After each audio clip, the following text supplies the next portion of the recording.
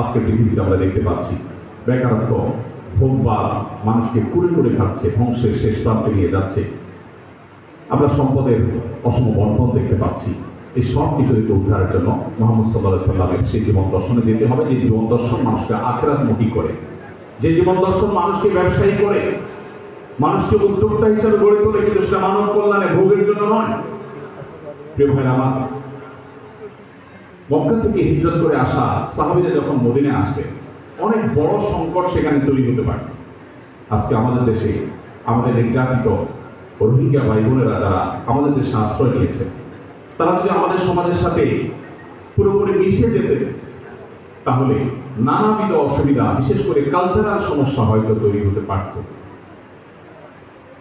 নবী করিম সাল্লাল্লাহু আলাইহি ওয়াসাল্লাম মক্কা থেকে আসা হিজরত করে আসা মুহাজির সাহাবীদেরকে মদিনায় যখন আসলেন, যাতে কোন রকম সামাজিক কালচারাল ক্রাইসিস তৈরি না হয়, সেজন্য তিনি ঐতিহাসিক মুআহাদ, পৃথিবীর ইতিহাসে পৃথিবীবাসীকে নতুন এক বিষয়ের সাথে পরিচয় করালেন। সেটা হলো যে মুহাজির এবং আনসার সাহাবীদের মধ্যে প্রত্যেকটা পার্সন টু পার্সন ভ্রাতৃত্বের বন্ধন তিনি গড়ে দিলেন।